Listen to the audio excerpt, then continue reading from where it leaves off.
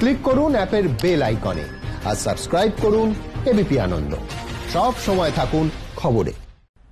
চোখ রাখবো আবহাওয়ার খবরে। সপ্তাহান্তে ফের আন্দামান ও বঙ্গোপসাগরে নিম্নচাপ শক্তি সঞ্চয় করে গভীর নিম্নচাপে পরিণত হওয়ার সম্ভাবনা। কথা বলবো, আমাদের সঙ্গে রয়েছে আমাদের প্রতিনিধি সঞ্চয় মিত্র। সঞ্চয়, আবহাওয়া দপ্তর সূত্রে কি জানা যাচ্ছে?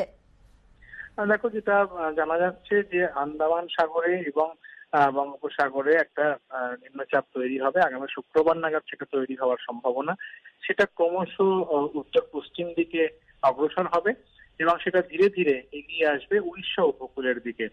এই আসার পথে তা ক্রমশ শক্তি বৃদ্ধি করবে এবং এই নিম্নচাপ আরো শক্তিশালী হওয়ার সম্ভাবনা। সেক্ষেত্রে যেটা মনে করা হচ্ছে যে রবিবার থেকেই ক্রমশ বৃষ্টি বাড়বে।